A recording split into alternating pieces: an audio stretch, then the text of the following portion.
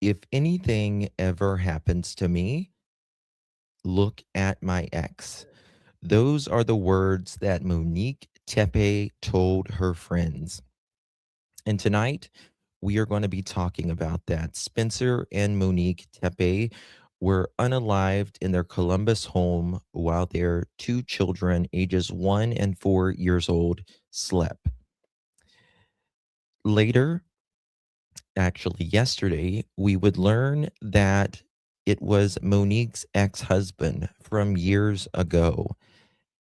And we are learning a lot more about the alleged unaliver, Michael McKee, a doctor, and also someone who seemingly was obsessed with the life of Spencer and Monique Tepe. And we're going to talk about all of that on the other side of this. I've walked through storms in scars and grace, smile through pain with a painted face. They called me too loud, too much, too strong, but honey, that's the reason I belong. Every scar's a scripture, every tear's a hymn. I found my worth where the light grew dim. They tried to break me, but here's a twist. I turned my pain into a clenched fist. I'm an unbreakable woman, born of fire and pearl. I shine like grace in a reckless world. You can test my faith, you can shake my plan, but I'll rise again. Just watch me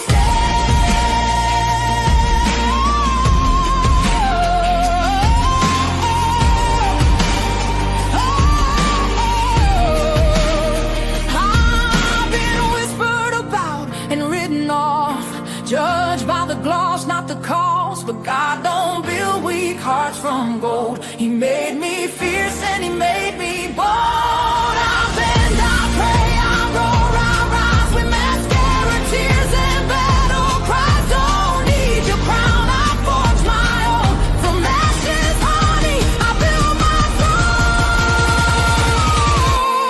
I'm an unbreakable soul, dressed in truth and pearls. The fire don't scare me, it lights my world.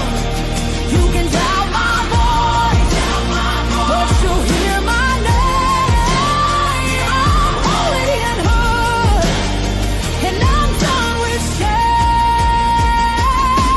For everyone called too much, too loud, too real. You're not to anything. You're exactly what power looks like. I'm an unbreakable soul through the fire and flame. My Welcome, my scars are love. stories, my strength, my faith. Faith in my heart, fire in my clothes, forever divine. Clutch them pearls.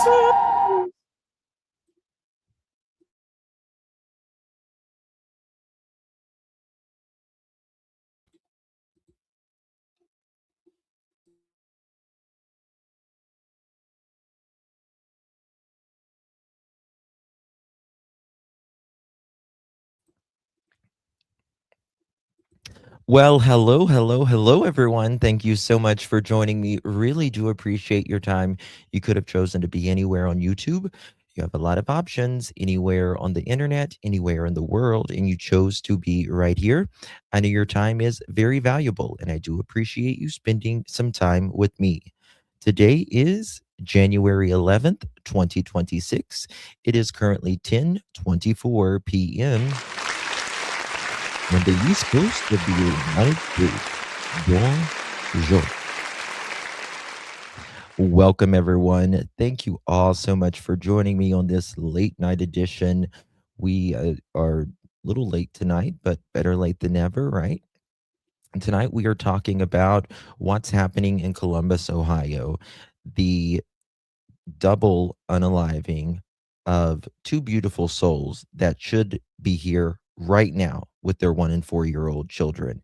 But sadly, they're not.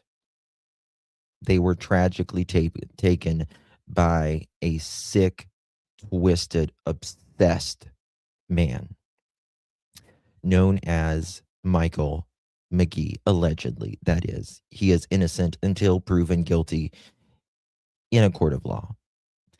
But this is what police are saying, that he is the one, allegedly, that took their lives. And we're going to talk about that because family and friends are coming out on Facebook, and they're talking and all of that, and we're going to learn a lot more tomorrow. We're going to learn a lot more. This is when Michael McKee, who is the ex of Monique, he will be transferred from Illinois to Columbus, Ohio. And we're going to learn a lot. But before we get started, if you don't mind, to my live chat here, good to see everyone. And for the replay crew, how are you? Do me a big favor and hit that thumbs up button. Would be so grateful if you would be so kind and do that. And also share the live stream out. And after the live stream, if you want to hype the video, it's always appreciated very much. I think they give you a few hypes a week. It's absolutely free to every creator. Hello, Baby Kisses. Tammy, good to see you. Powder Puff. The Walking Dead, good to see you. Drew, good to see you, darling. The Real ICU, how you doing, ma'am? And Robin, good to see you. Miss Sherry, good to see you, darling. Allison, hello. Good to see you, my friend. Robin, hello, doll. Adele, bonjour. Oui, oui. Susan, good to see you. Drew, who else do we got up in here? Allison, let's see. There's Lovely, good to see you, my dear. Robin, hello, doll. Good to see you. There's Abigail, hello, darling. Kathy, hello. Cindy, bonjour. Oui, oui. Amy Beth, a lot of people are feeling bad about. Yeah, and let me tell you something. That's why I couldn't do it. I could not do it on this case. You guys know, like, if I just cannot, I can't do it. I could not do it on this case because we didn't have enough information. It's not like a missing child's case. It's just not. I think there's a lot of people that need to give him an apology. And when you have enough secure evidence that you're confident, based upon the history of someone and all of that, that's one thing. But like in the missing children's cases, children don't go missing generally by themselves. And if they do, they're found, right? And there's just a lot of scenarios in children's cases that overlap. I always say there's nothing new under the sun. So yeah. So I just couldn't do it in this case. Minderella, good to see you, my dear. Guys, we got a new member up in here.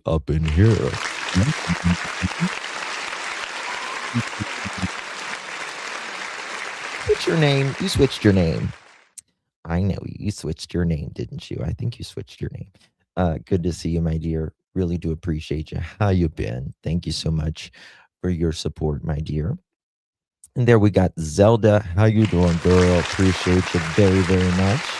23 months. You are an OG. Appreciate you, my dear. No.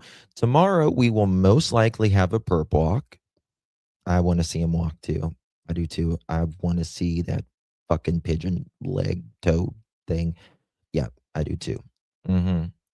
Not that I doubt the police. It's just an odd walk in my brain. Would love to see us walk. Yeah, yeah.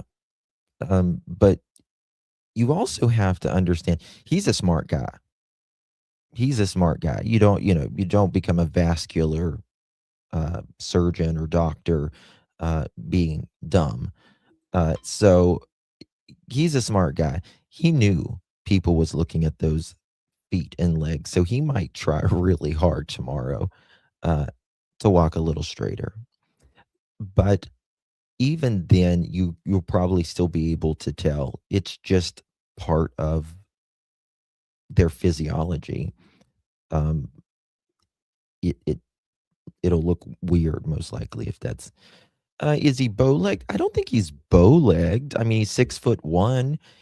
He he definitely he doesn't always at least in the video that we saw, doesn't always walk pigeon toed, but there are steps where he you can definitely see how he walks, right? All right, guys, hit that thumbs up button, share the live out. Would greatly, greatly appreciate it. Become a member of the Pearl family. Would love to have you as a member. Now, we got a lot to get to today, and tomorrow, whew, we'll see what happens tomorrow. He's, I think his court appearance tomorrow is at 1 something p.m. So, got to be on that tomorrow. And he'll probably be there a lot earlier than that as well. 10 to 1, he has knee issues. Usually tall people do. It's very possible. Very, very possible, right? Sleuthie, good to see you, doll. Thank you so much. Almost a year. Time flies when you're glued to a Justin Swing. Thank you, babies. Appreciate you very, very much. I love your kitty, by the way. So beautiful. And thank you so much for your support. I really, really do appreciate that. Cannot do it without you. So thank you so much. Oh, Miss Zelda, thank you so much for gifting a pearl necklace, girl. Appreciate that. Thank you so much. You received that pearl necklace. Give our girl a big old thank you. Thank you so much, Miss Zelda. Appreciate your support, my dear. Thank you so much, Carol, for sharing that live stream out.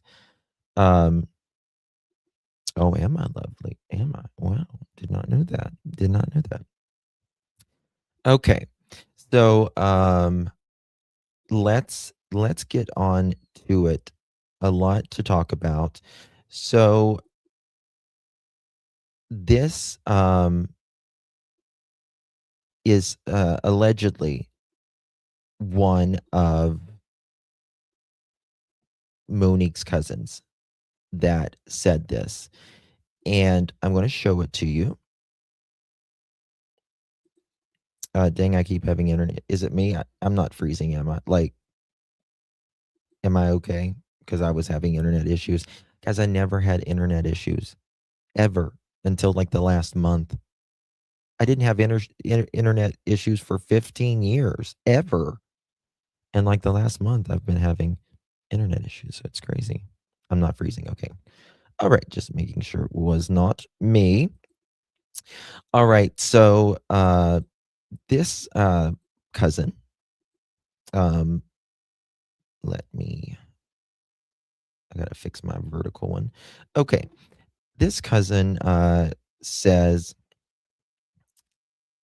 he threatened her life while they were married, put a pillow over her face while she was asleep, told her if she ever left him, he would unalive, KILL, her.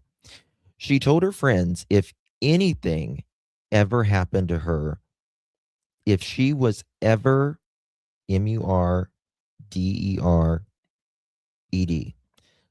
right, to tell the police to look at her ex. So, prayer for the victims and their families. Their showings were all today. So, really feels in be asking prayers. Sorry. Your cousin is a narcissistic psychopath who left two babies parentless. Hold on. Was this? Wait a second. One second. This might be his cousins.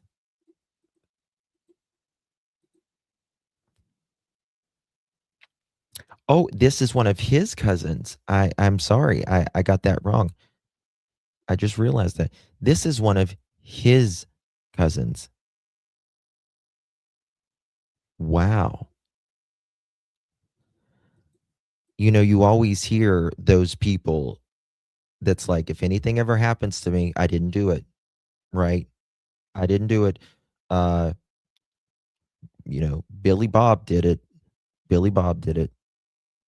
You know, that's kind of scary.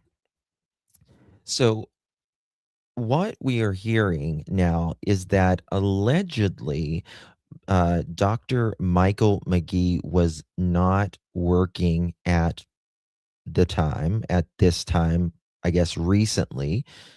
I don't know if he was going through personal problems, mental health problems, whatever it was, but there appears to be obsession involved in this obsession.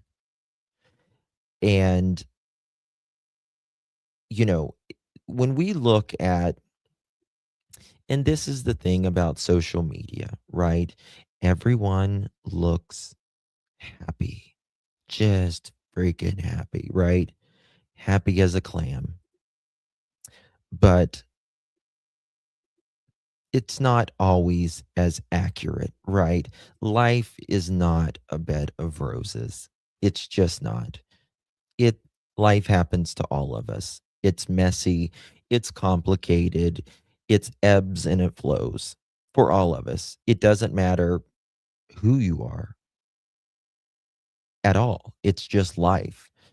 And there's really good parts, and then there's really blah parts, and then there's just kind of in between parts. But on social media, we always put the best, right? Yeah, Sherry. Yeah. So, um, I think that, in my opinion, that Michael McGee had time on his hands, maybe going through whatever himself, and then he sees, who does he see? He sees his ex, who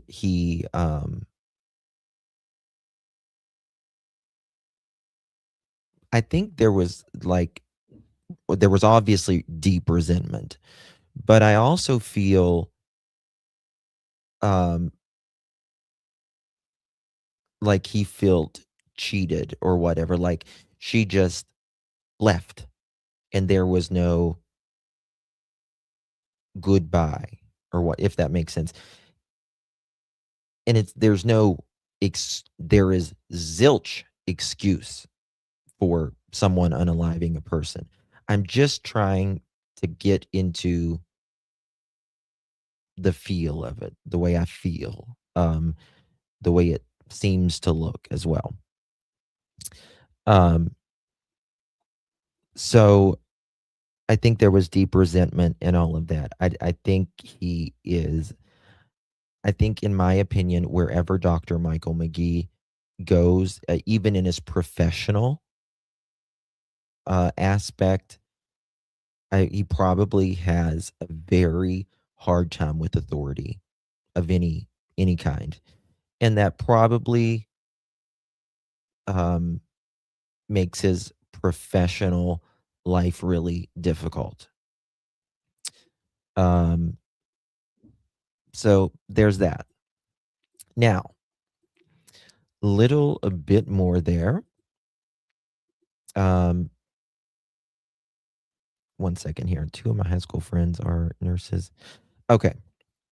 So someone wrote this under anonymous, and they leave a note, and it says, "I'm posting anonymously to protect my friends. Two of my high school friends are nurses at the Baltimore hospital he was at in 2020 and 20 through 2022 timeframe. They don't remember much, anything about him, McGee, other than him being off-putting, which they said is typical for surgeons." The screenshot below is from another friend in medical sales. The attending physicians all hated him, which makes sense. Mm, which kind of makes sense. You know what I mean? That this is going on. Watch this right here. Okay. And this is the text message. I texted a few others too. He was there later than you, though. He was the one of the fellows I knew the least because I left vascular for during those 2 years for neuro briefly. I think it was 2020 through 2022.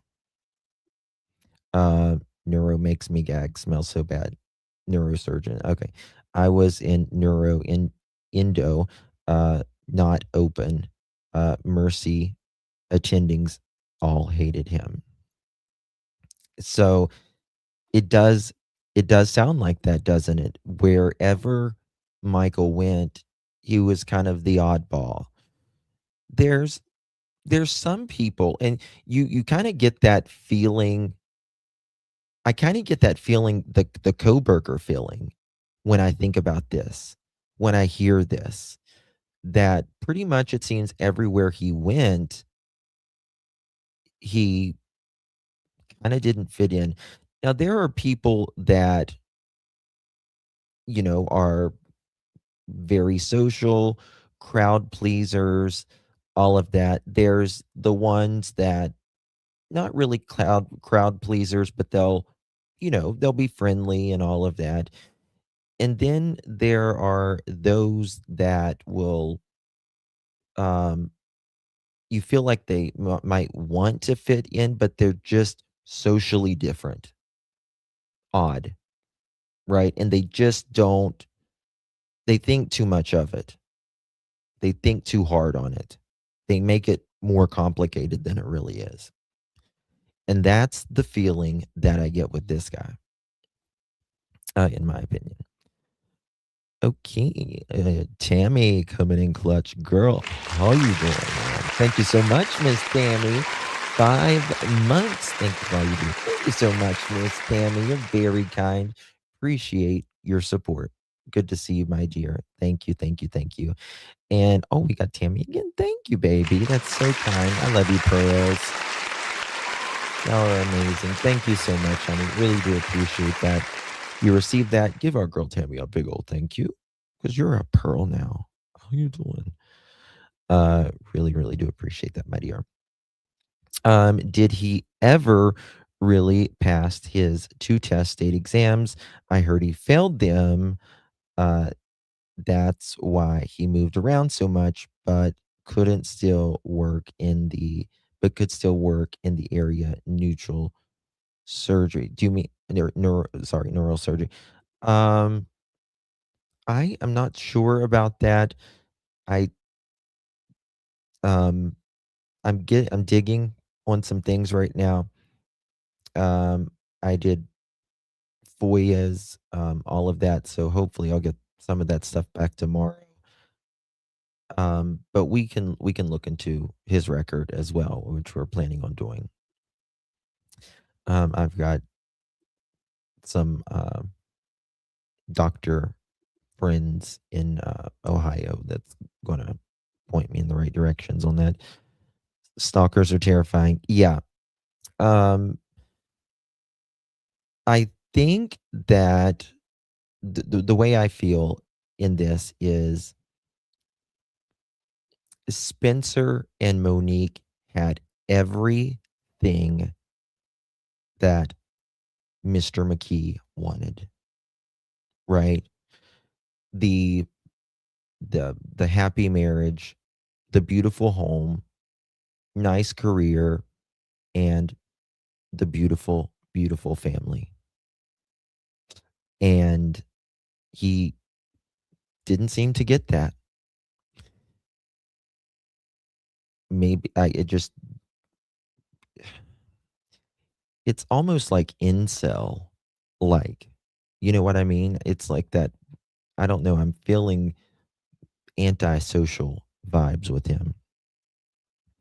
He blamed everyone, but the real cause of his problem is himself. Yes. Yes. Absolutely. Thank you so much, Powder Puff. Please give Justin the thumbs up. Thank you so much. Thank you, Miss Tina. Appreciate that. Very kind of you, my dear. Okay. All right. Did you just send it? Did you just send it? We got a lot to get to tonight. I don't see it right now. Did you email it? I'll check it here in a little bit. All right, so I want to before we get into they have did a little change in Mr. McGee's charges. Now it's premeditated, which tells you that this was planned. This was planned. And I want to show you this, and I'm going to show you these charges as well. Let me find them. There's a lot to get to. Okay. Maybe it's under this one.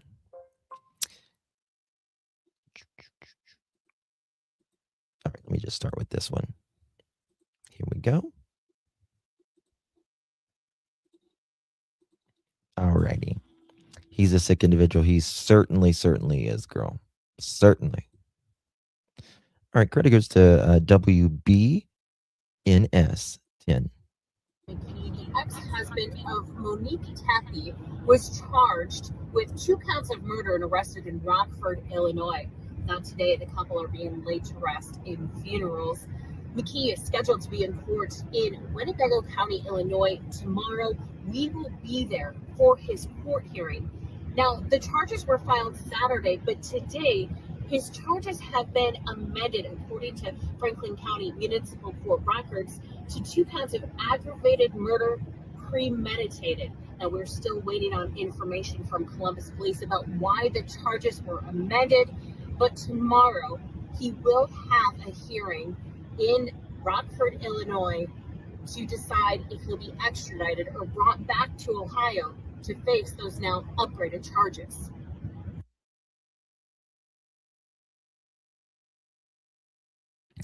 All right. So there you have it. He's going to be brought back here. I'm almost certain of it. You can pretty much expect that. He's being charged for 2 counts of premeditated unalivings, right? Fun to ski. How you doing? Good to see you.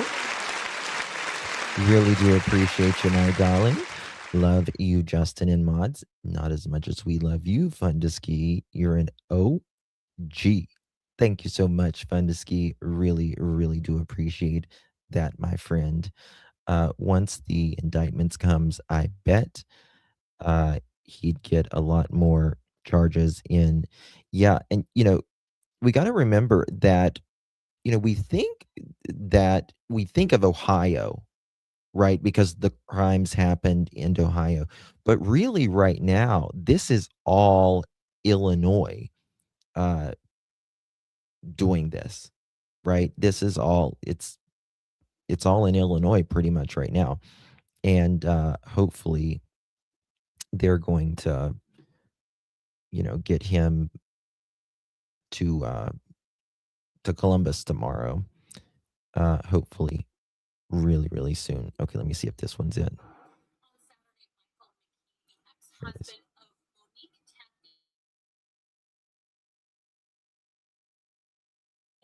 Oops, wrong one. 1 second. I apologize. Wrong one. Here we go.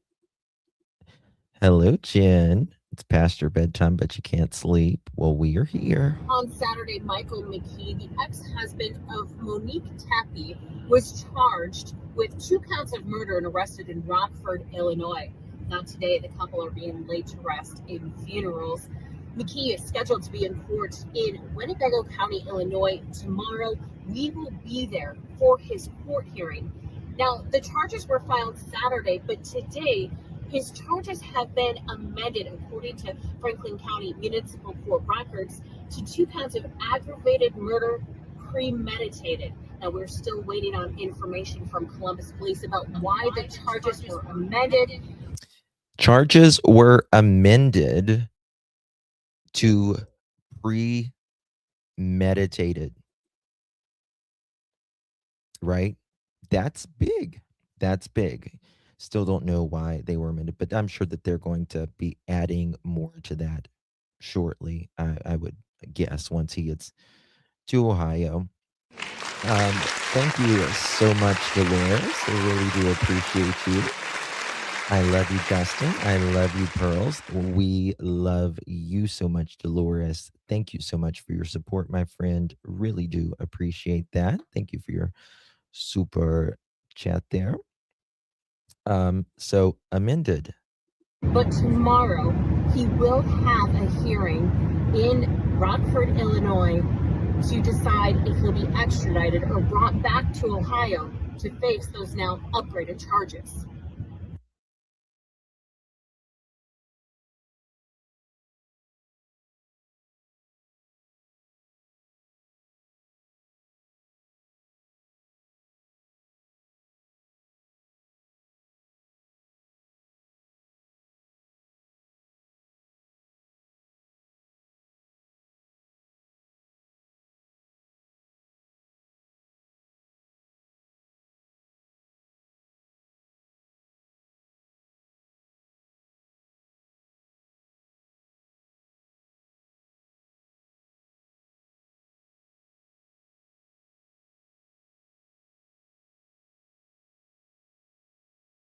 Mother chicken. It was muted. Sorry. I apologize.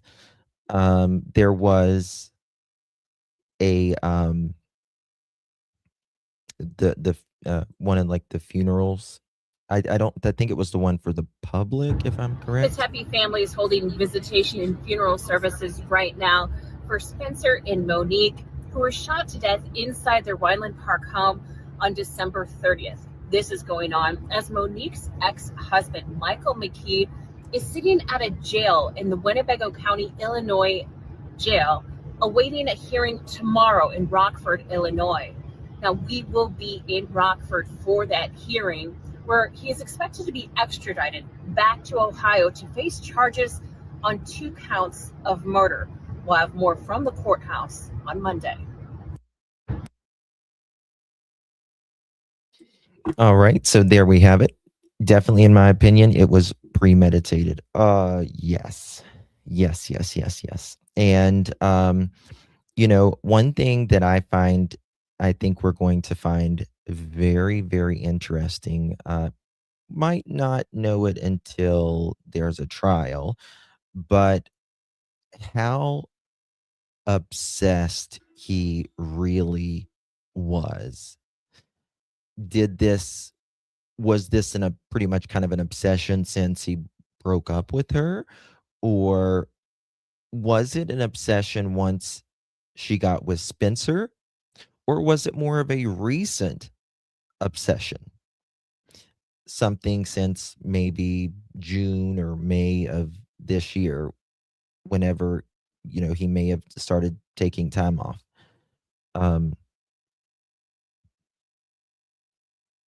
I hope that they don't give him an easy way out like Koberger. Make him speak as to why he did and admit it all. See if he has any remorse as well. I don't know. Sometimes I just don't think these people are capable of, you know, uh, like it is so cruel, not just to unalive someone, but just when they're in their home with their family and you took the kids away. You took those babies away, right? Um, let's see here. The section 2929.03, um, here is the code if anybody wants to look that up. I'll drop this here in chat and you can read about that as well. Just drop that there. So again, they were only together 7 months, and Michael McKee's cousin said that she had told her friends that he had threatened to unalive her if she ever left. And when you think about that, right, you think about that seems right because she left while he was gone. Remember, her family came and like brought a U-Haul, packed her up, and she left. She knew this was dangerous then, and that was several years ago, right? So you got to think of that too. That makes a lot of sense. And just in general, whenever you are leaving a relationship, it's more prone to either be violent, um, and get violent, especially if there's abuse already in the marriage, DV. So that's something interesting, if you ask me. Okay. Some new things out as well today. We're going to, let me just show you this first before we just wanted to take a moment and show you the obituary of Spencer and Monique. This is her obituary. Spencer and Monique Tepe, October 14th, 1986. And this one says December 30th, 2025. Spencer, 37, and Monique, 39, Tepe of Columbus, Ohio, passed away on December 30th, 2025 at their family home. Spencer was born on December 9th, 1988 in Cincinnati, Ohio to Tim and Yvonne Hildebrand Tepe. Spencer received his undergraduate degree and his doctor in dental surgery degree from The Ohio State University. Spencer was passionate about dentistry. Spencer was also loved competing at almost anything, but his primary sport was soccer and golf. He enjoyed entertaining family and friends. He loved speaking in Spanish, but most of all, he focused on taking care of his family. Monique was born on October 14th, 1986, in Chicago, Illinois, to Ignace and, oh gosh, Neridia Mendez. At the age of, and I can't read it because it's something there. They moved to Worthington. It's small on my side, guys. Hold on, let me enlarge this 1 second so I can see it on my side. Okay. Monique loved children and worked at a daycare while attending The Ohio State University to obtain her master's in early childhood education. Monique was a stay-at-home mom, known for a bright smile, infectious laugh, caring heart, and bubbly personality. Spencer and Monique met online and quickly grew their relationship into a solid foundation of love and respect with a side of goofiness. They were married on December 13th, 2020 in a let me find where it's left off at. In a private family ceremony. They had two precious children together who were loved dearly. Spencer and Monique were the life of the party, holding many family and friends gatherings. They were generous with kind hearts. Spencer and Monique will be deeply missed by their friends and family and all who knew them. Spencer is survived by his two children. I don't want to say their names, and all of that. As well. And the visitations is Sunday, January 11th from 12 to 3. And there's a remembrance service at 2:30 that day. So I just wanted to show you guys that such a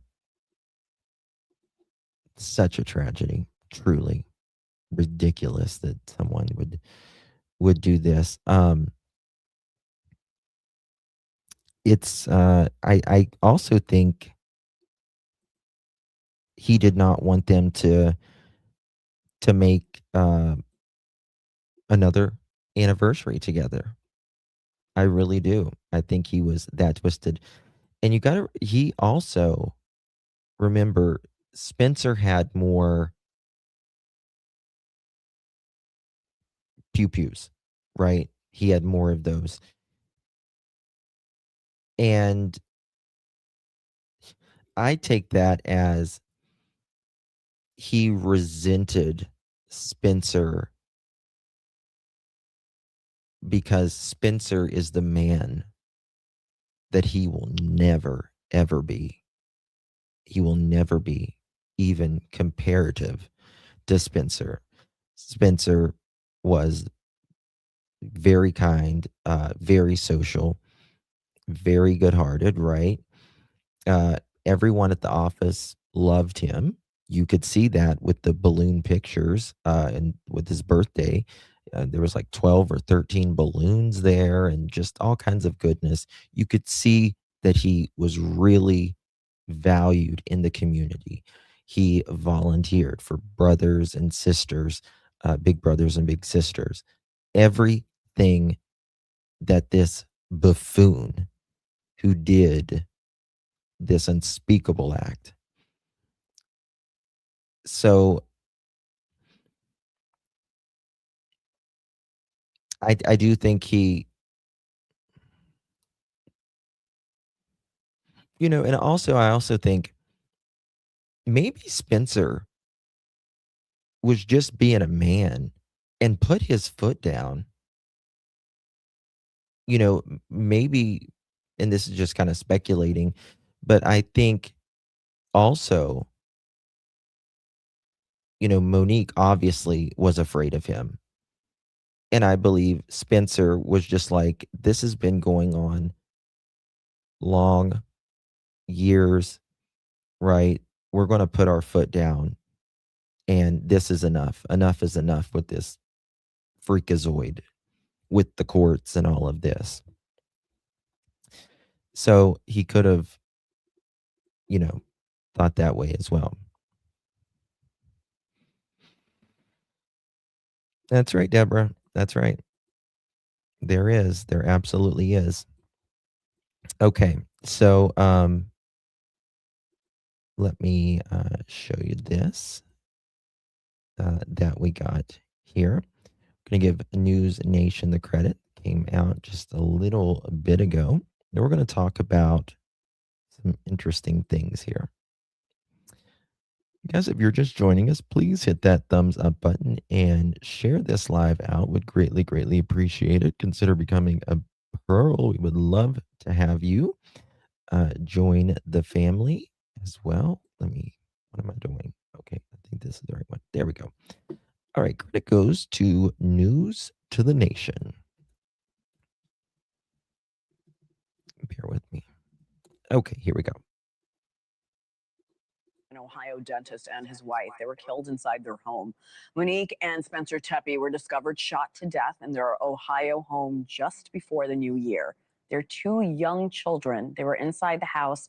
Fortunately, they were unharmed. The 10-day manhunt is now over. Police have arrested a suspect. News Nation's Marcus Espinoza is here with the details. Marcus, a lot of new information coming out in the last few hours. What are we learning? A lot right now. There's so much to this story here. A tragedy here really taking place. The ex-husband is involved, accused of this initially. He's also a former or current neurosurgeon, or excuse me, vascular surgeon as well. There's a lot of history into this case here. So let's break down and get into it. He was arrested and taken into custody Saturday on 2 counts of murder. Officials saying it was the first piece of surveillance video taken from a neighborhood doorbell camera that led them to McKee, seen here allegedly walking down the Tepe street on the night of the murders, according to an affidavit. Columbus police were able to hold on spot. just a second here. Do you guys? I don't think this specifically is a doorbell camera. This one specifically. But I do believe that they have a lot of footage. I do. Miss Robin, how you doing, girl? Appreciate you so very much. Thank you so much for your support, Miss Robin. Hey, hey, hey. Happy 1 anniversary, Justin. Can I have this dance? Thank you, Miss Robin, for a 1 year. You're a rock star, an OG, if I do say so myself. Thank you so much, darling. Appreciate you very, very much.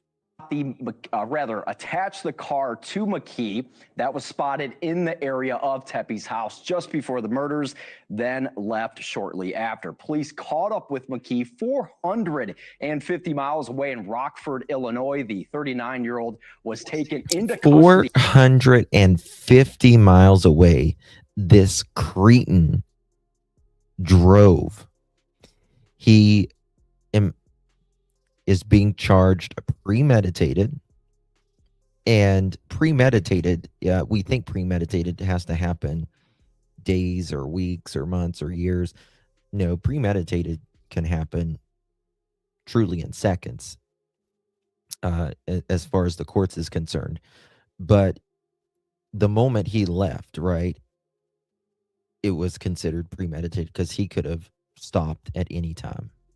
Without incident Saturday, police say he and Monique Tepe were married in 2015 and divorced 2 years later. As of now, police do not have a motive for the killings there. McKee is set to make an initial court appearance in Illinois on Monday, so he has not been extradited back to Ohio yet at this point. What are we learning about the deceased couple? What are their friends and family members saying? Yeah, so a lot of folks obviously devastated there. There were people who lived next to the accused as well that are speaking out, that are shocked by that. But the Tepe family issued a statement shortly after McKee's arrest on Saturday. It read in part, quote, "Nothing can undo the devastating loss of two lives taken far too soon." No, I don't think that he rented a car. He used his own car. Yeah. Someone told you that he rented a car. He used his own car, which is dumb. I'm glad.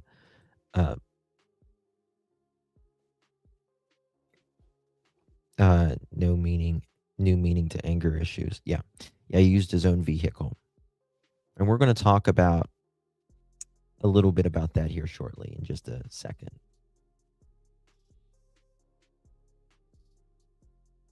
Grateful to the City of Columbus Police Department, its investigators, and assisting law enforcement community whose tireless efforts helped to capture that person involved. As for those close to the Tepe's, News Nation affiliate WCMH spoke with some of the Tepe's neighbors who said the arrest makes them feel a little bit safer in their own homes. It's really heartbreaking. So I'm glad that we're getting justice for them, and I hope we get more justice for them. They solved this expediently, and I'm really happy to know that because we feel safe now. I feel safe. I'm sure most of us are going to sleep better tonight. Absolutely. Funeral services for the Tepes are scheduled for later today in Columbus. And there's also reports, you mentioned the children were in the home. It's likely they were in the home after they were killed. There's a 4-year-old and an even younger child in that house. Just absolutely devastating. Police responded after one of the after the husband workplace, they didn't hear from the husband, so they called and checked on them, and that's when they discovered it. And the other thing here real quick is that there was concern over like a coworker situation where no idea who this person is, where they are. And so right now they made an arrest, and the community there feeling a lot safer. This is so sad. Marcus Espinoza, thank you for that update. They were talking about oops, one second. They were talking about whether they should take the babies to the funeral or not. I would not have to. Oh my God, making that decision I'm wondering if and hoping that more charges will be added. I really think so. I really think so that there will be, hun. I really do. I think a lot of their circle probably had the heads up for him, for M and S, in my opinion. Well, the family say that they suspected him all along, that there was really nobody else that they could imagine would even potentially do this to Spencer and Monique. So, very, very interesting. Okay. Now, moving on here. There is, this came out just a little bit ago, and then we're going to talk about some very interesting scenarios that, yeah, definitely obsession. Very much obsession. Here we go. 24 hours, the man Columbus police say murdered Spencer and Monique Tepe will make his first appearance in an Illinois courtroom. We're talking about Monique Tepe's ex-husband, Michael McKee. Yesterday morning, he was arrested in Rockford, Illinois, and that's where he'll face a judge before being extradited to Ohio. Also, this is a screenshot from the Franklin County Municipal Court website earlier this afternoon. It shows McKee's charges upgraded to premeditated aggravated murder, but that filing has since disappeared from the website. We're continuing to ask where that went and are waiting for answers tonight. Also, 10 TV's Kristen McFarland has been following this story for us throughout the weekend. And Kristen, of course, we've learned that McKee has family in the Zanesville area, and you're back there tonight. What have you been able to learn for us? Colin, yes, this is the second day I've been in Zanesville trying to make contact with the McKee family for comment, but so far we have not been able to reach them. This is what we know about Michael McKee tonight. The 39-year-old is now accused in the deaths of Spencer and Monique Tepe. McKee is Monique Tepe's ex-husband. The two were married for a couple of years, but divorced in June 2017. Investigators Monday released video showing a person walking through an alley near the couple's Weinland Park home. According to investigative records, that person is believed to be McKee. Detectives say the video ties him to a car seen arriving just before the shooting and leaving moments after. That car was later found in Rockford, Illinois, and police confirming McKee is the registered owner. Now, of course, we know that McKee is expected to appear in a Winnebago County, Illinois courtroom tomorrow. Colin. All right, Kristen, thanks. And of course, we've been working to bring you the latest updates on this story since last month. This all started December 30th when police found the couple at their home on North 4th Street. Police were called for a wellness check when Spencer Tepe did not show up to his Athens dental office. Police also say their two children, a 4-year-old daughter and 17-month-old son, were both found in the home, thankfully physically unharmed. And 10 TV's Lacey Crisp has been covering this tragic killing of Spencer and Monique Tepe from the very beginning. She's on the road right now to Rockford, Illinois, where Michael McKee was arrested and is currently being held. As we've told you, McKee is scheduled to appear there in court tomorrow afternoon. Lacey will be in that courtroom, bringing you the latest on the case. We'll hear from her tonight at 11, and then she'll have the latest updates for us beginning at 6 a.m. on 10 TV and 10 TV Plus. So I hopefully there will be some information that well, hopefully we'll get to see him tomorrow about that. And this is a screenshot of the upgraded charges, aggravated murder, premeditated, right? So a few things that, I want to kind of talk about. First of all, do you guys think that, in your opinion, we don't know a whole lot right now, but do you think that this is something that was simmering for years, or do you feel like he's just had more time on his hands since he's been not allegedly working, and he's just obsessively been viewing their social medias and that kind of stuff? I want to hear what you guys have to say. I don't know. I really don't know. I mean, I think there was this, this bitter ending to their relationship. But I truly feel like when she got married and that wedding video, I still think a lot about that wedding video. Beautiful, nice looking husband, successful, everything. He's not, all of that, right? All of that. So, now the family, they said that they, again, suspected him all along. There was nobody else that they could think of. But that right there tells you, in my opinion, at least, it gives us context clues that says there was something going on that we're not privy to at this time. If the family knew about, this is the only person that could do it, right? This is the only person that could come and unalive her and her husband. That means Monique and or Spencer have spoken about this to their friends, right? To maybe even colleagues, certainly family. And that says quite a bit. It took them, how many days? How many days did it take them? 10 days to do an arrest? And they've had to work really hard within that 10 days to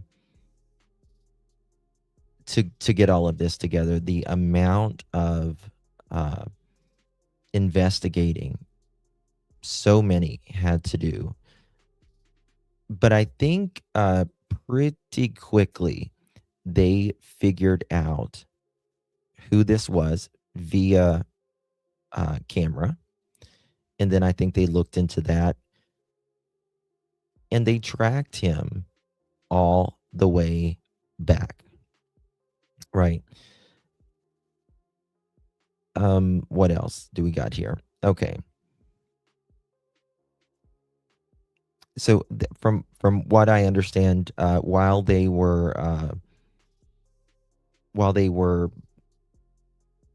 putting all of this together for an arrest, they're watching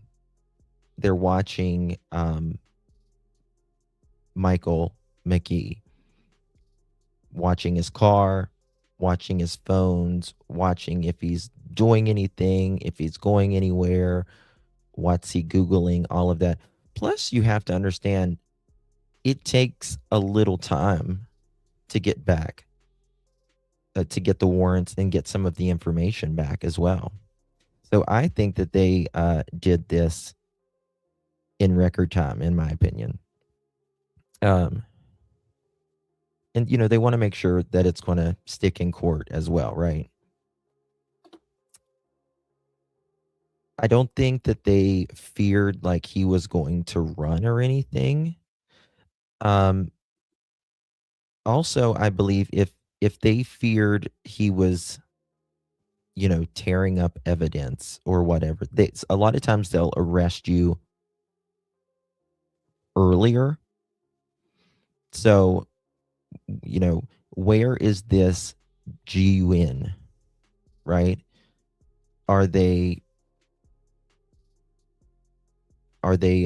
Is there evidence, traces of blood, hair, fibers in the car as well? I thought so too, Pugs. I thought so too. Good to see you, hun. Was that recent? I wonder if he lost his grip after that. I thought so too, but someone sent me a family tree and it doesn't say that she's dead. So I need to dig more into that. It could be that. It could be that, or it could have been rage. But the thing about it is, nobody needs to be 9 or 5 times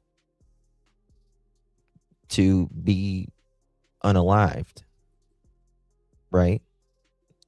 He is a vascular surgeon. He knows where to go to, you know what I mean?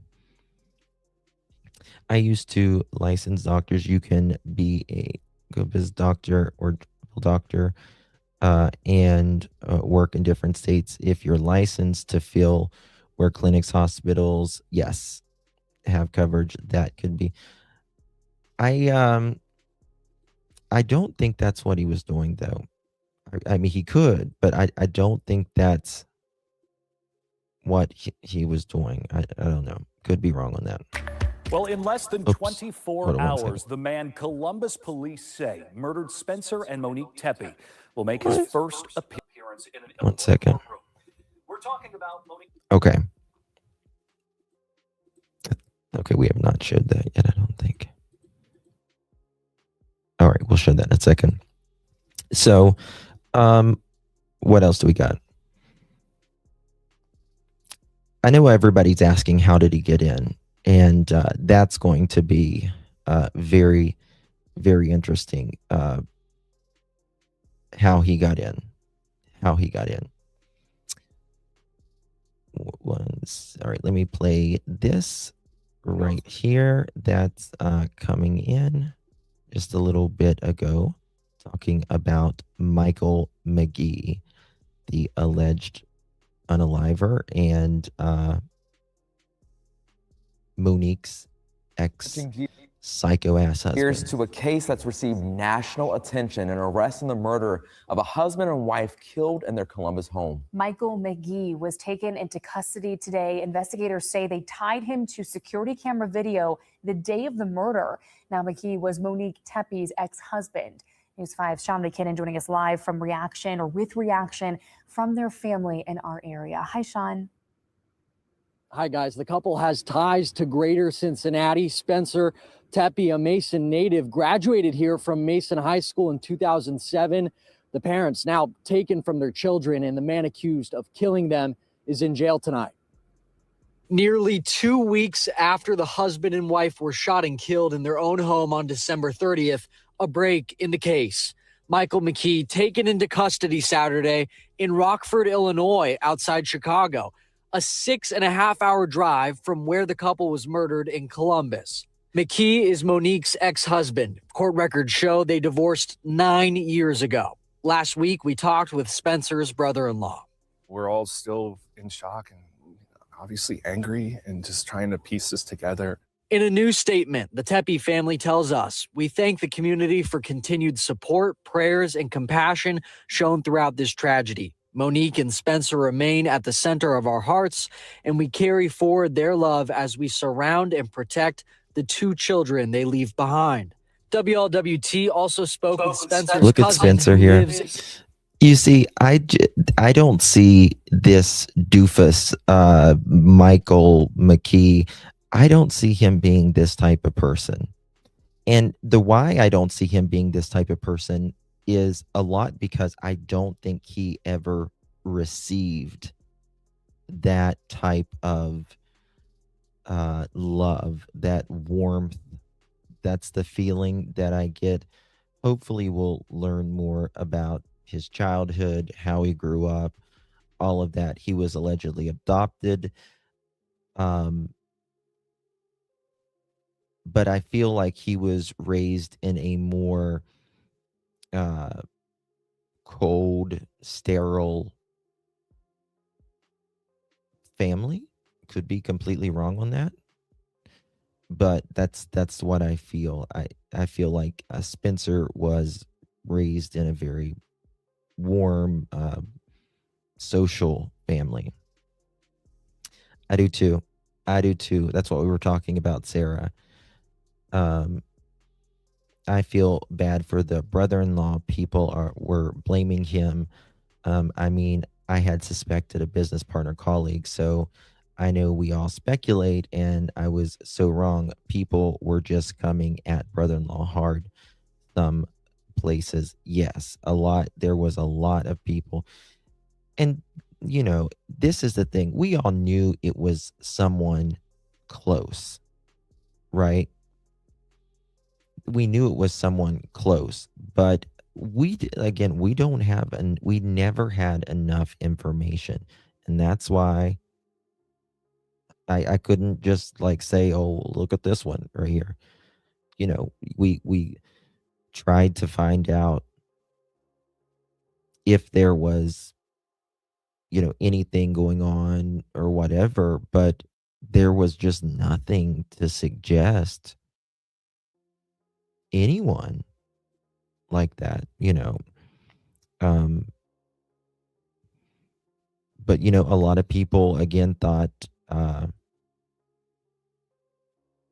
a lot of people thought it was the ex-husband too, as well. But we knew this was a personal.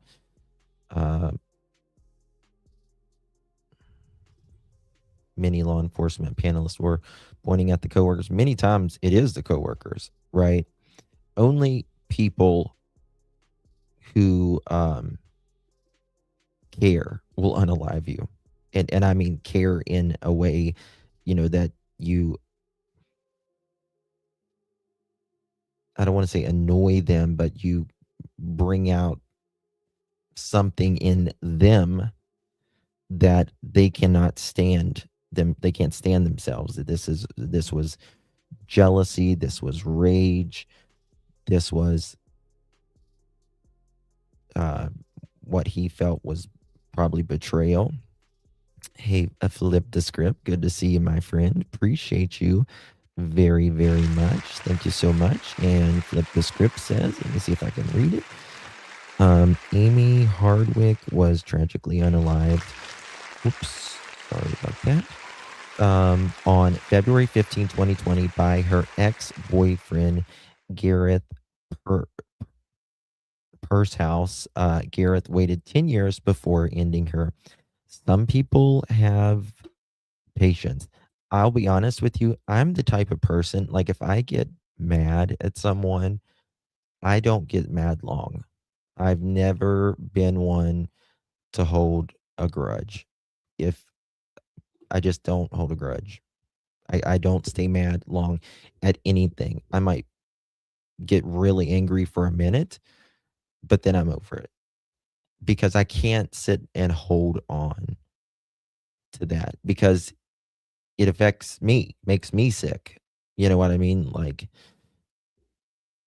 to sit and hold a grudge and jealousy and bitterness, it does more to you. The other person ain't worrying about it a bit, right? They're gone with their life or whatever. Move on, onward and upward, right? I mean, everybody's been wronged at some point in their life. Everybody, or perceived wrong, right? Maybe we haven't been wronged, but we perceived that, every side we feel is, we always feel we're on the right side. It's just human nature. But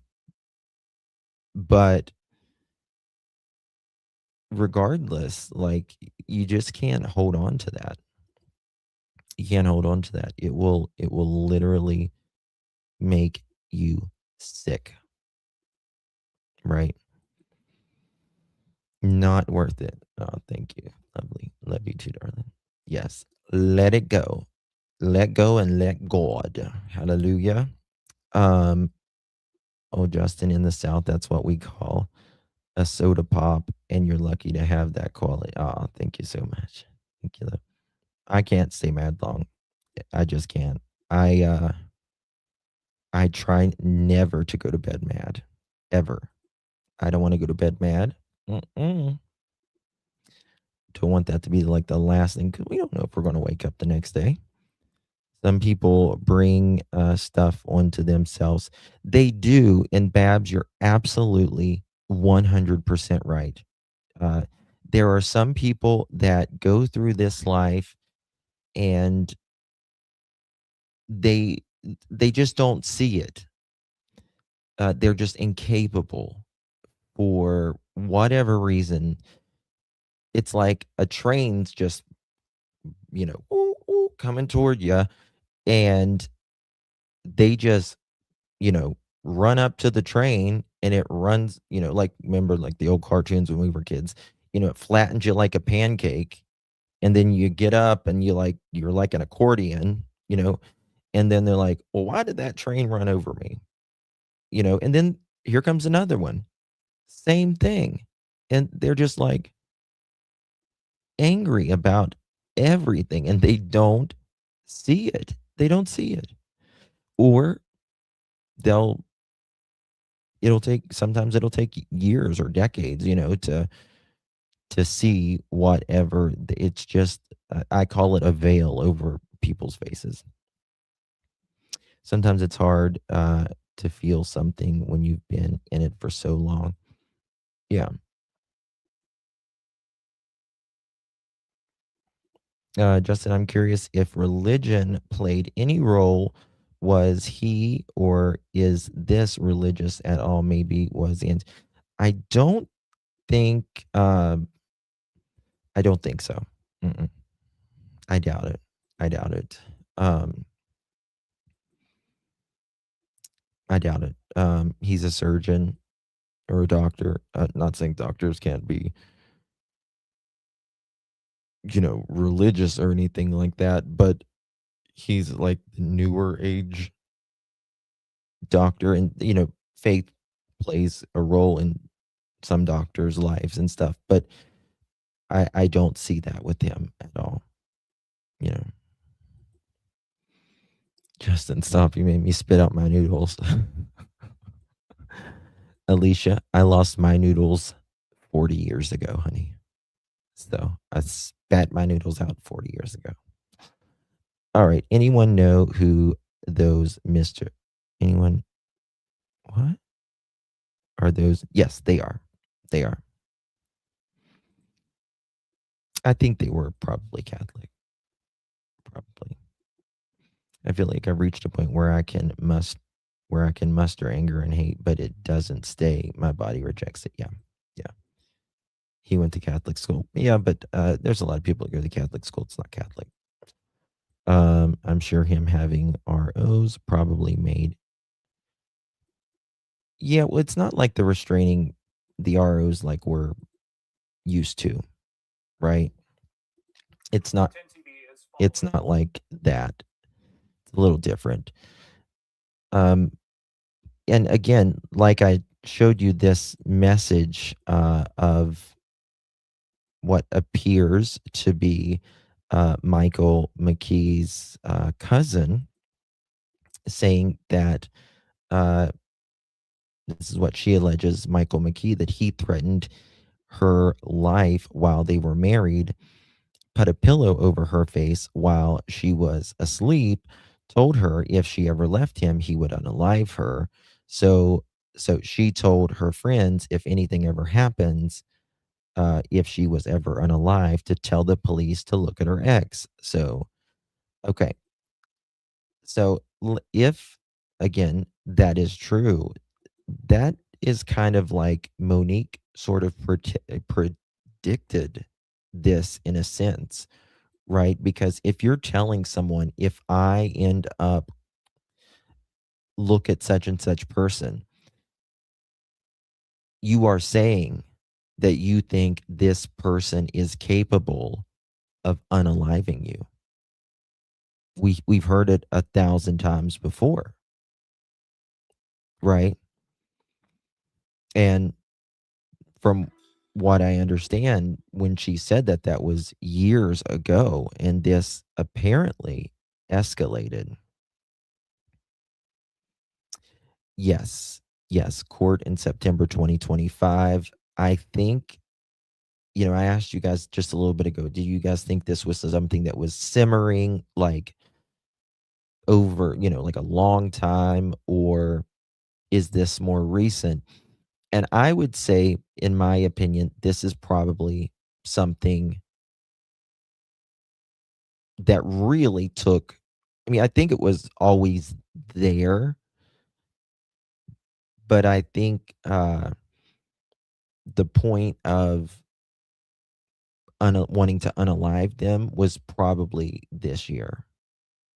I don't know. We'll see. Time will tell, won't it? The initial RO was the divorce decree was about not doing anything with possessions. Yes, it had nothing to do with custody of children because they had no children.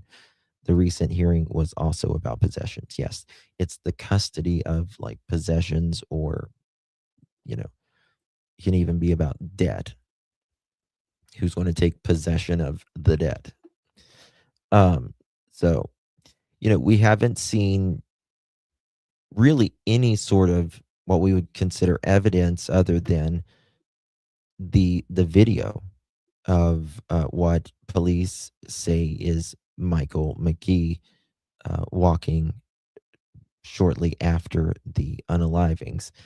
But it'll be interesting to see things like the phone pings, if there was any messages, diaries, GPS, Google searches, those kind of things as well. And really, this is about relationship, what Michael, in my opinion, views this as relationship failure. And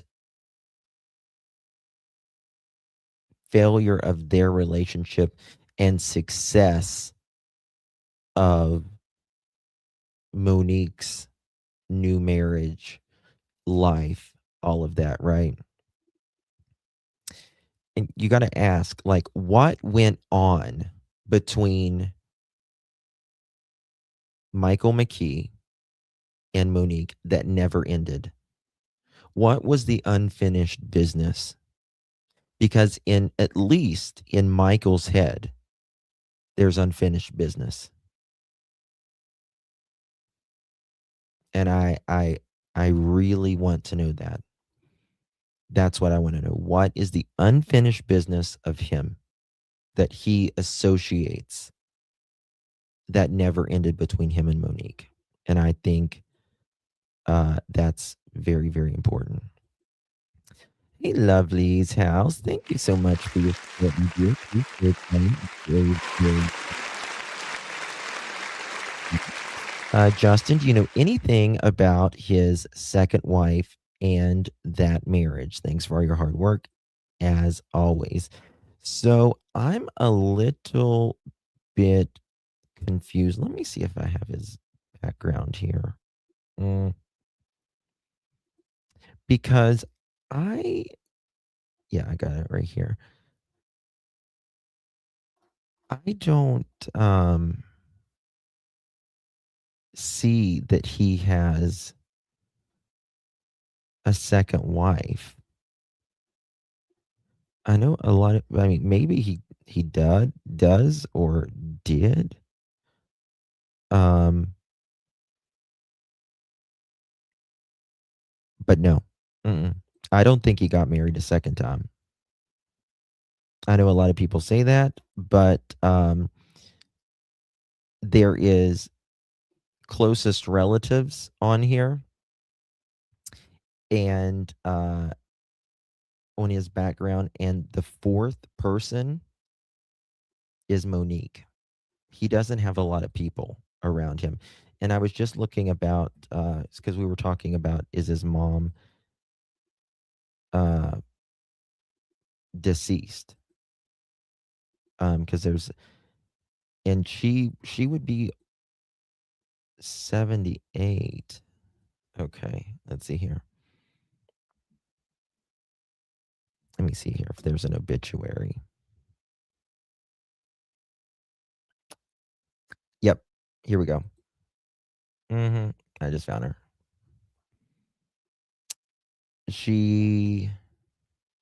I think this is her. That's very interesting. She appeared to pass away, if this is the correct person, in October 17th, 2024. Let me see if he's on the obituary, because I heard he's not.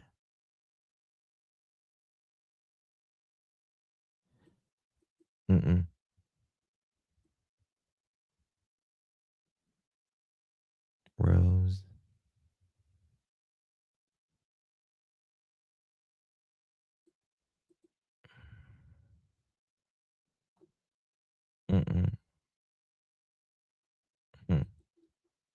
Yeah,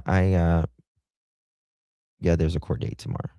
Rumor was he was seen in their street before that and had tried to send her packages. I don't know if that's true, but explains quick 911 calls. Yeah, he seemed to be a little bit obsessed. Yeah,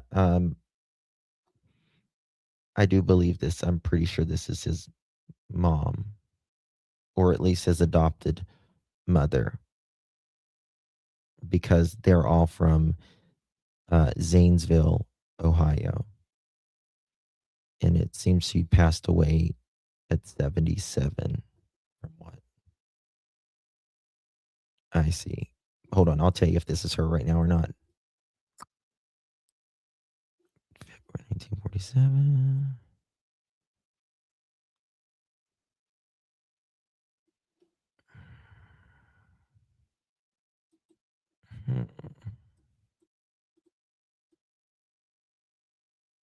Yeah, I'm pretty sure this was her. Yeah, and he's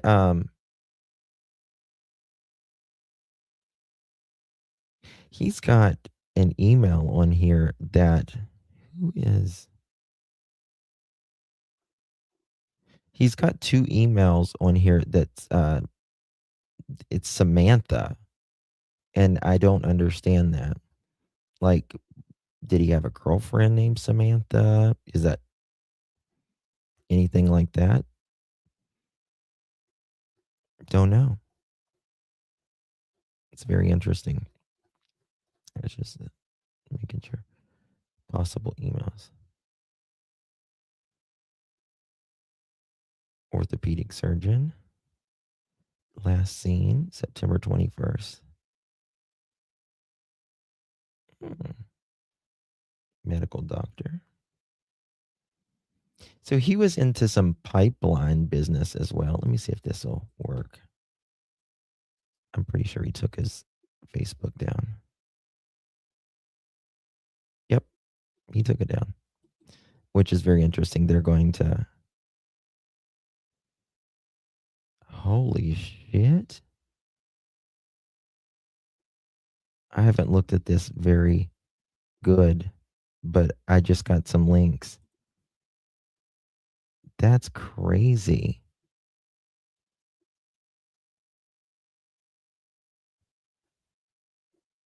That cannot be him. Sorry, guys. have to come back to this, but this is very,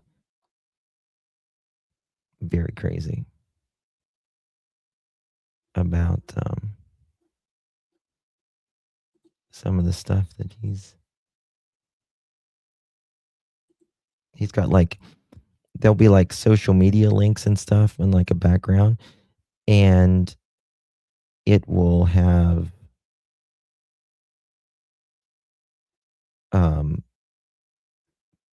so many like links where it in. Let me see here, Michael.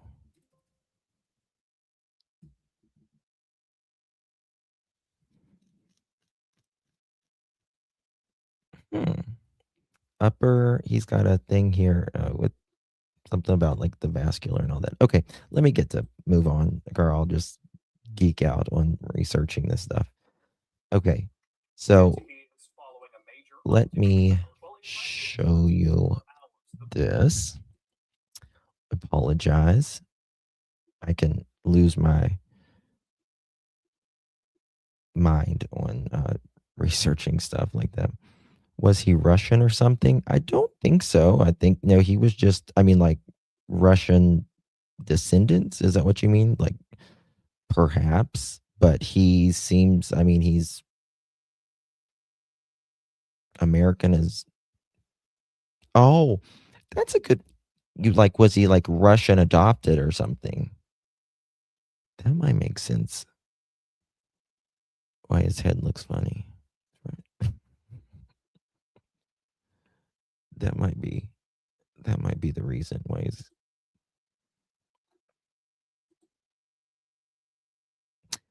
bounce baby out the door. I ain't gonna take this no more. Sorry.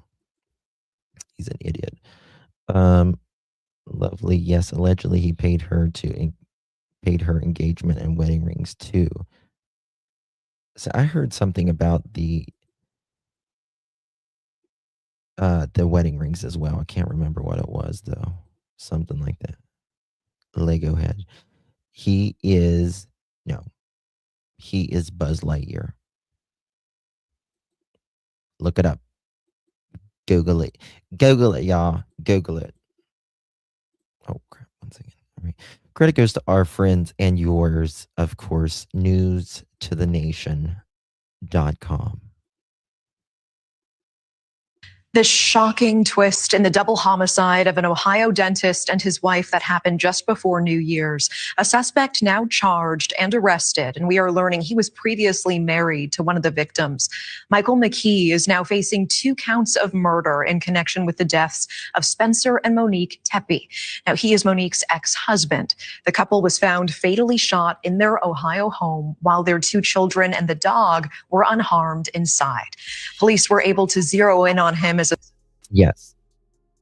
Shannon is Australian, and I am coming to visit my Australian friends, and I'm going to travel the outback and chill in Australia. The suspect because of surveillance video in the neighborhood around the time the couple was murdered. Now, from those videos, they tracked McKee's vehicle, finding it in Rockford, like 5 or 6 Illinois. years ago. McKee is expected to appear in court in Illinois tomorrow, Monday. A new development tonight, a community together to honor Spencer and Monique for their funeral that took place today. And for more, we are joined by Jennifer Coffendorfer tonight, law and justice contributor for News Nation Hey, and former special Jennifer. agent with the How you FBI. doing, girl? Jennifer, thanks for joining us on this case. Thanks for having me. And one of the details early on in this investigation, both the children were found physically unharmed inside of the Girl, house. I'm gonna need a bed. No signs of forced entry at that home. What does that information immediately indicate about the person who did this? Well, it indicated certainly that they knew this couple well, that they had staked out the location well. It was also very clear they knew where the camera locations were because they evaded a lot of camera coverage, it would seem. And so somehow he came across that entry code to enter the residence. McKee himself, a vascular surgeon. How did this mother Fletcher get this security code? How did he do it?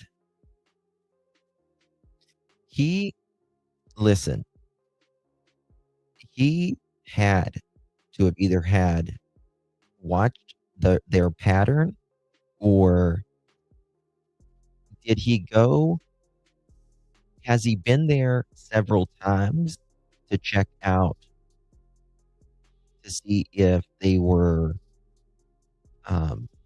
what's the word? To see if these codes would work? I bet this new security code over a birthday, something like that.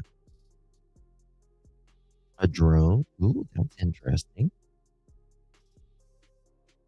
You really can't hack it. You really can't. Stalk them. He had to do something like that. That's really creepy. Nobody said he had the code, but there's nothing to show.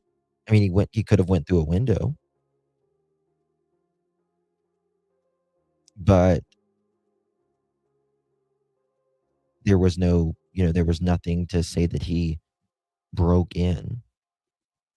In Illinois and California, according to the Columbus Dispatch, his medical license record showing no disciplinary history or no malpractice there, and then his criminal records only showing traffic-related tickets in the past. He has been charged. He has not been convicted. Are you surprised by I don't think the alarm was on the that previous night. profile of this suspect?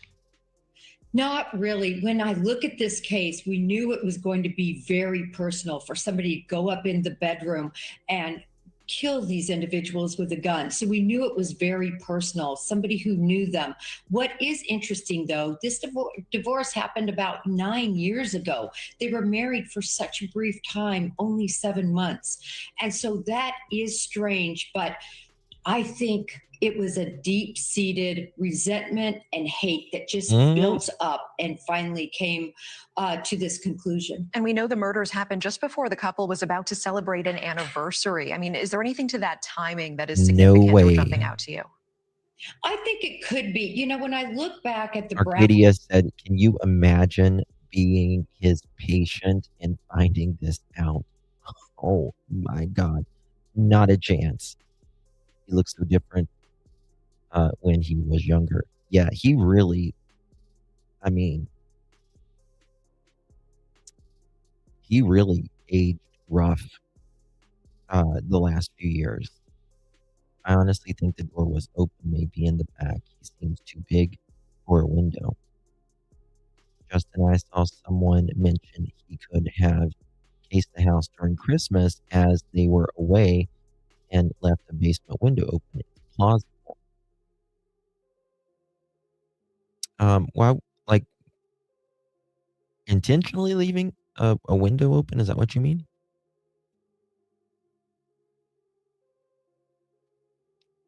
That's exactly right. Exactly. Justin, my email was out of space, but I fixed it, so the email should send now. Okay, no worries, no worries, no worries. Hated the jealousy and envy eat you up. Yes. Jealousy will, yes, it will envy, anything like that will. Hold on. What? Hold on. What's this?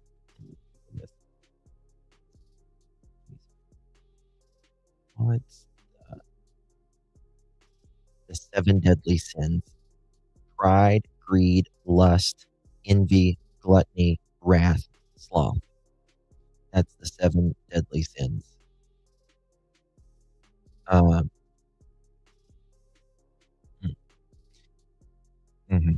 It sure can. It sure can. Okay. Jealousy, its own container. Sure does.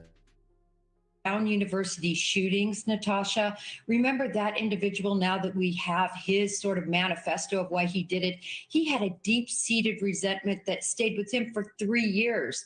I think that this could be No, Oakley, I don't know. I see. I disagree with that personally. He it says it could have knocked the door and someone opened it. He did have a pew pew with him after all.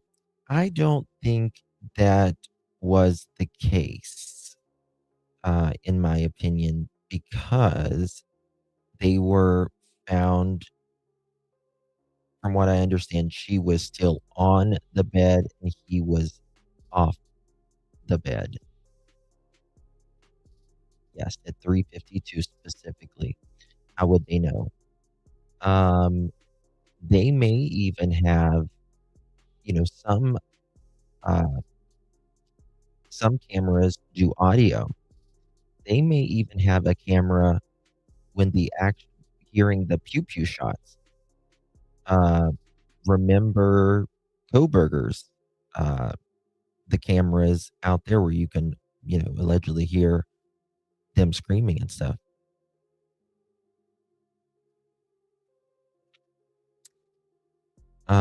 Katie, I didn't hear that. Um, he was out of the bed. Yeah, he was out of the bed. Yeah, which means he was up. He because if you're pew pewed in the in your sleep, you don't get up. You don't jump up after that. It just doesn't work that way. Are you sure, JC? What did JC say?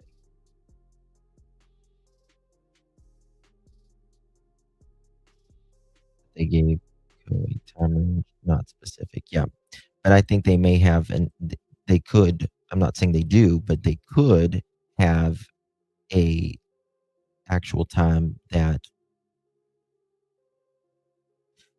You know what else he could be wearing?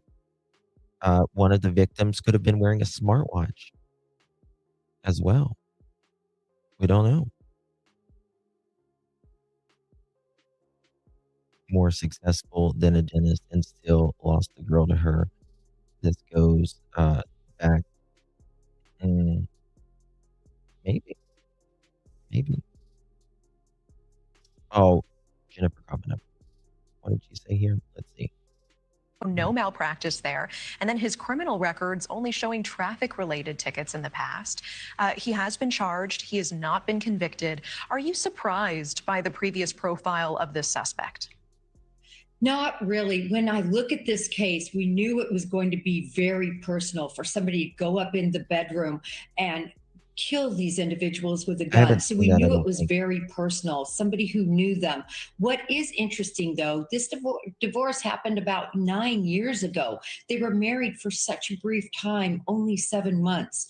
And so that is strange, but I think it was a deep seated resentment and hate that just built up and finally came to this conclusion. And we know the murders happened just before the couple was about to celebrate an anniversary. I mean, is there anything to that timing that is significant or jumping out to you?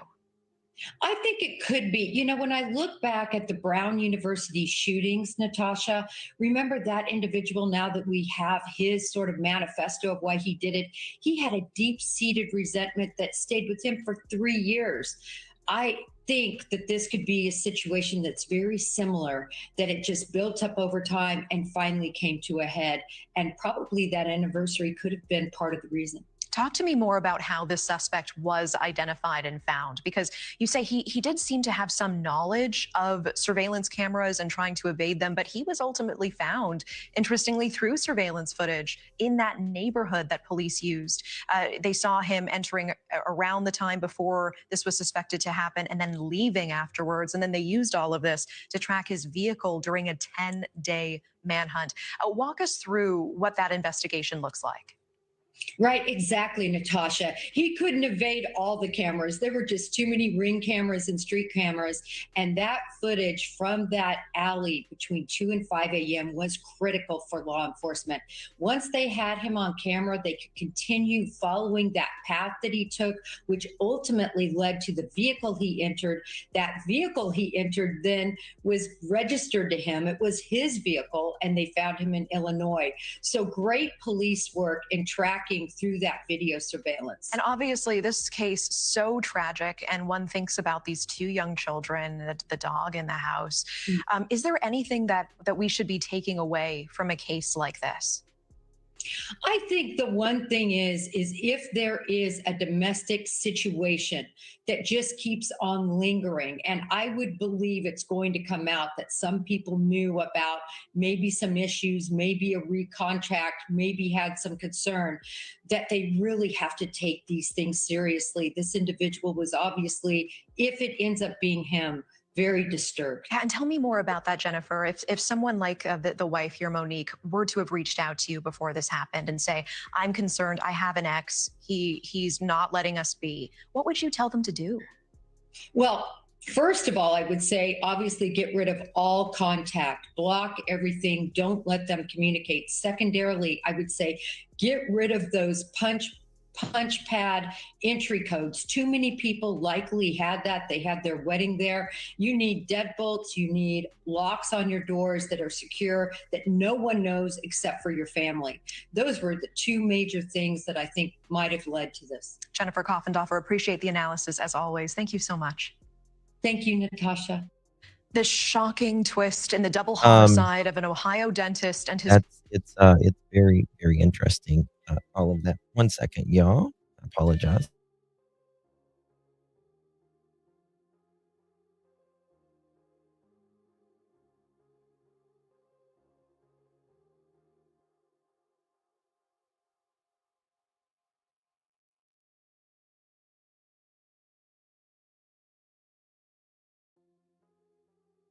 Okay.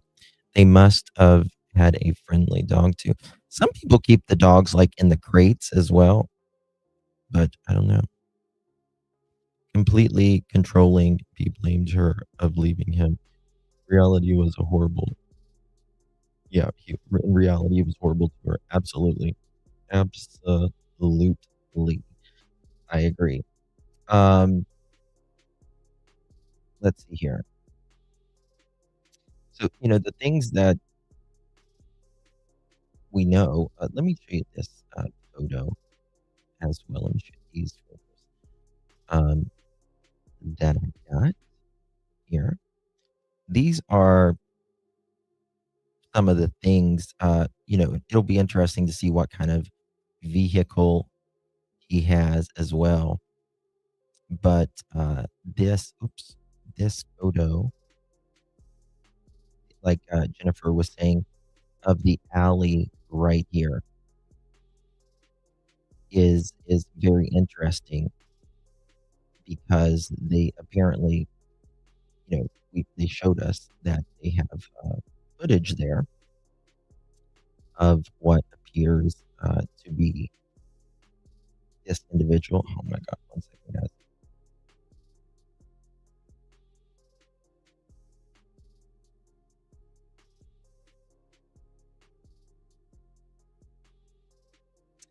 Okay. And so that's important as well. Also, the cameras, but that uh, who knows how many cameras, traffic light cameras, all of that. So they got, putting that together. Also, them saying that the family, told police that McKee, or early, that they believed there was no other uh, person that could do this. They allegedly knew that he lived in Rockford, Illinois, as well. So they had to get all the digital and forensic stuff together as well. 500 and some miles away, right? And also the people say, well, why didn't the family talk about, why didn't they talk about them mentioning McKee, right?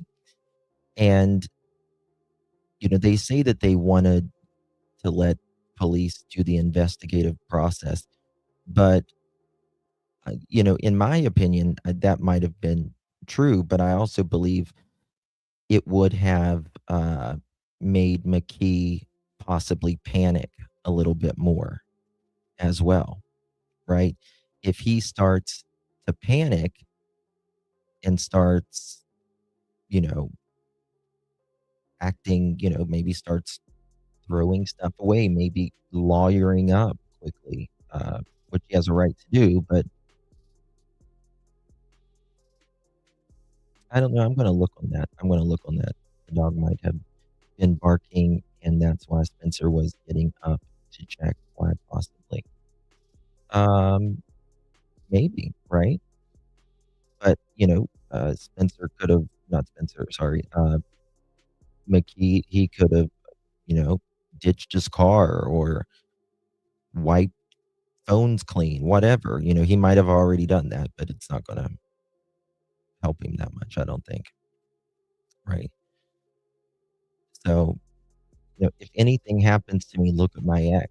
That's kind of it seemed like a constant state of mind that Monique was constantly aware of, maybe even his patterns or foreseeing something that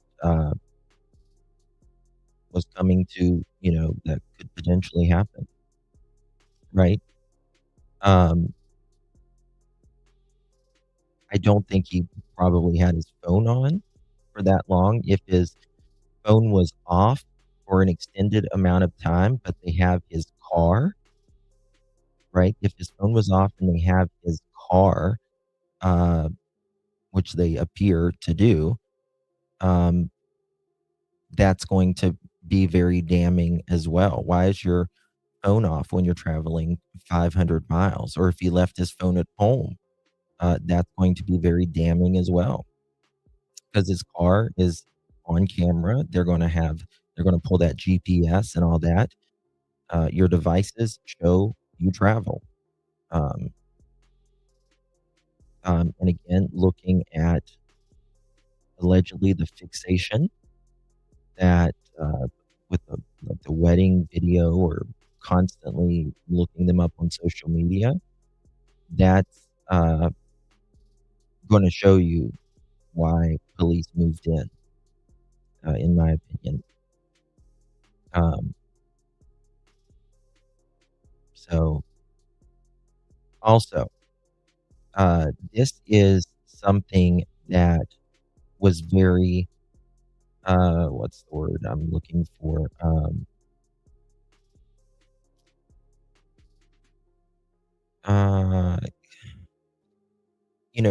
I don't think he's going to be able, this is my opinion, that he's going to be able to use the I snapped defense in this uh, in court because, people who snap, they unalive generally everything around them, right? And he left the kids. Thank God he left the kids, right? But if you snap or you lose control, it's a chaotic type of murder. This was targeted, it was controlled, it was selective in who he unalived, right? So that is going to definitely destroy, in my opinion, the mental break type of defense, right? Um, so yeah.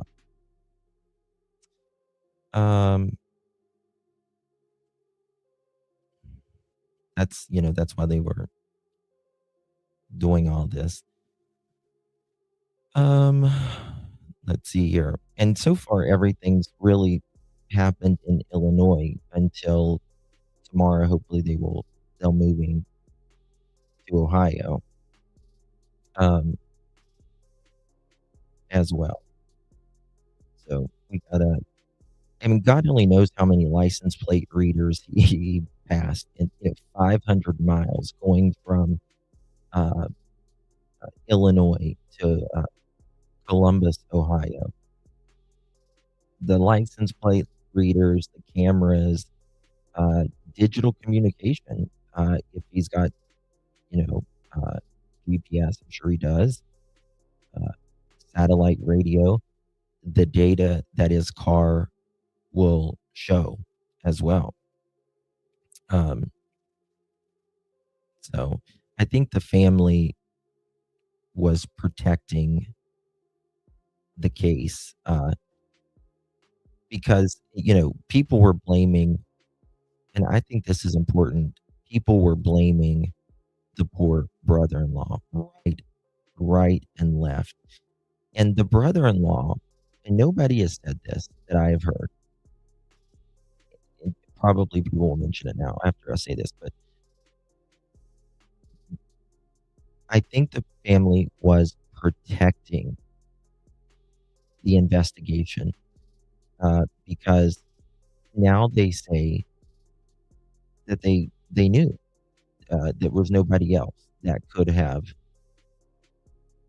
done this, that they could imagine. He could have The brother-in-law could have said, "Listen, guys, Monique has an ex. It's been traumatic. You guys don't know the history. You don't know the stuff that I know." And he could have really just passed it right on to the ex. But he zipped it and took it, right? He zipped it and took it. Um, it is listen, someone said it is fair to have, suspects. It's fair to question, um, that it's someone close, right? It's fair, but when we don't have truly anything to suggest that any certain individual did it, you know what I mean? Like I said, it's not like a missing child case. Shannon, I mean, I think a lot of us, were, but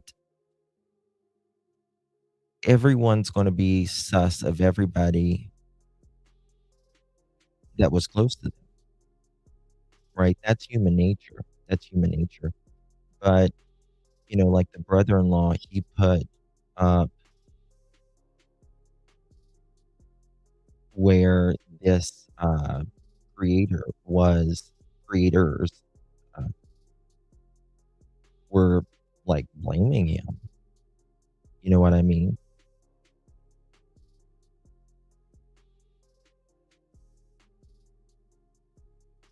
Yeah, well, that's what I'm saying.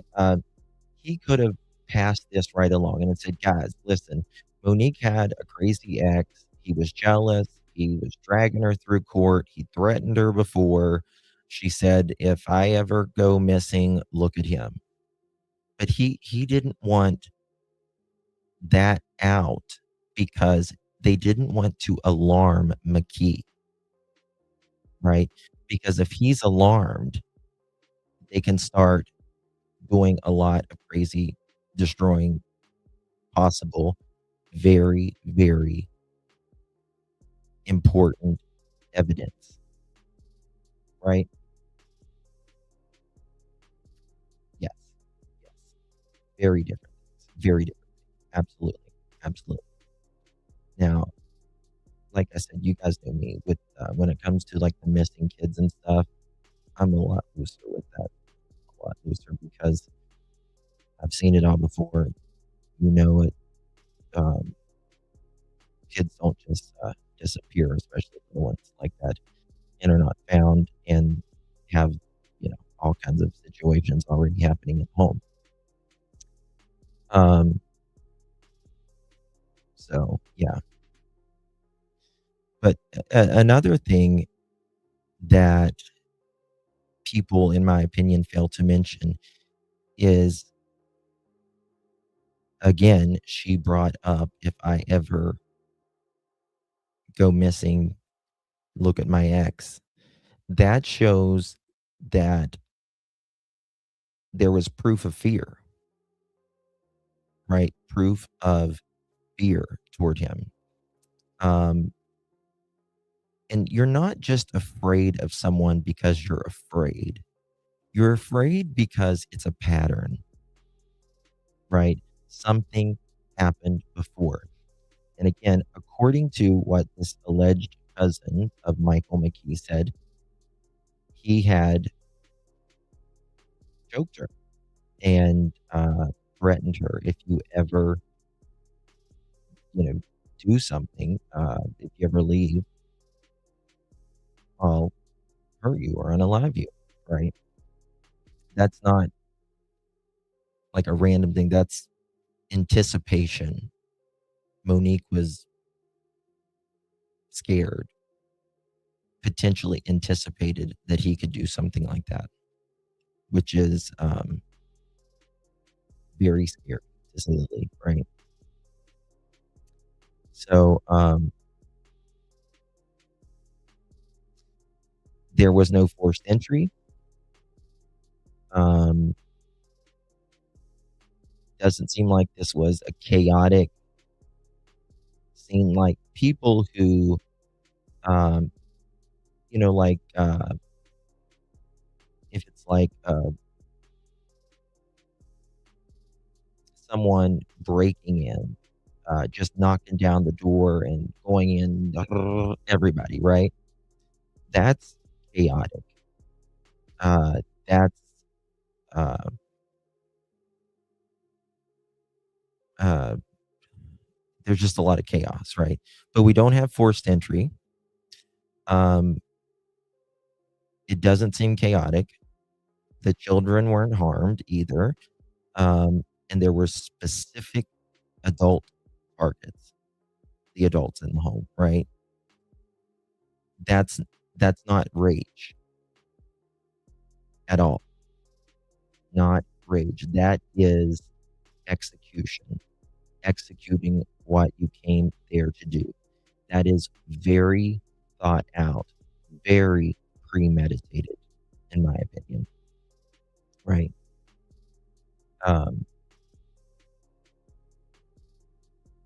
So it also shows that he was in control of, in my opinion, and I do believe prosecutors will argue this, that he was very much in control during the time he was there, right? Because if you go into the house,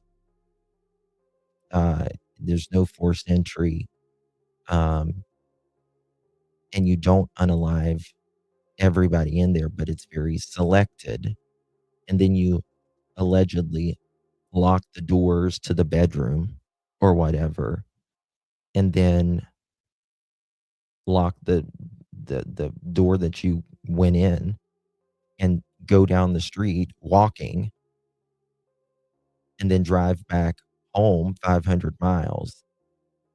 That is about as controlled and premeditated as you can get, right? So there's that. So they do have a very specific time on this, and that's telling me that it's not coming from, it could be coming from his vehicle, but I'm almost certain at this point it's not coming from his vehicle, because I don't think they had his vehicle by the time that they arrested him. That tells me that there is video of either him pulling up or him leaving, or there could be even audio with video of pew-pews going in the air, right? There was supposedly, I forget what kind of pew-pew it was. I want to say a clock or something like that, right? But they were looking for him, or they were watching him, I guess you could say. They were watching him while they were putting this together. You can bet there was 24-hour surveillance on this guy the moment they what they believe saw him on that camera, and probably put some other things together such as the family talking to them. They watched him 24/7 till the time they arrested him. You can bet your ass on it. Looked at all of his data, all of that of his cameras, and um, all of that. So there's that. What else? Mm, yeah, doorbell cameras, business cameras, apartment cameras, uh, traffic cameras, license plate readers, 9mm. That's what it was. Yeah. Yes. Yep. And $1,200. Yep. $1,200. 20 some percent interest. He was nonstop. Just ridiculous. It wasn't about $1,200 for him. That was just a, an excuse, a way to help control the situation, if you ask me. That's what that was about. You know what I mean? For some kind of fee from the 2017 divorce. I can't remember specifically. Yeah. It's just all about, yeah, just control. That's it. That's it. Yep. Yeah, but the interest, it was ridiculous. There should never be interest. 20 some percent criminal. He could afford it. This is the thing, flip the script. Let's mark this 1/12/2026 at 12:21 a.m. Eastern Standard Time.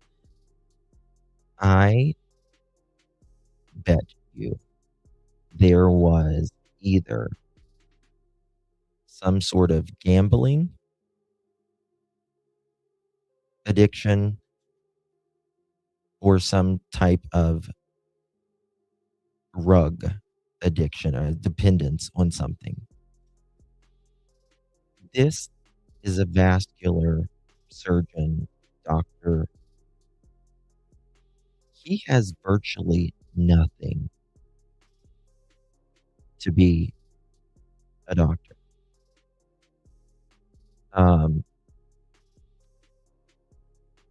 Virtually nothing. And that either says, in my opinion, that he wasn't working, he wasn't a hard worker, or he was spending this money on something else. Now, he lived in, like Vegas area, right? Well, what's Vegas? Sin City, right? That's gambling, drugs, and sex. But wouldn't he have had to have had her address because of that money?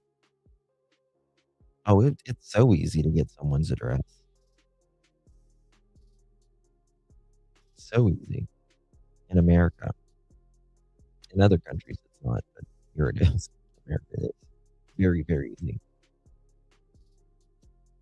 Yes, he does live in Chicago now, but he lived in Vegas. He also lived in Cali. He's lived in a lot of places, but the last place he was practicing was Nevada. So yeah. Yep. Oh, he went. Yeah. See, a lot of people say that, but I can't find it. I can't find another wife. I don't think a woman would have his ass, to be honest with you. I don't have his apartment pictures pulled up, but if you go to my live yesterday, I showed them the apartment pictures. It's like a 1,700 some square foot apartment.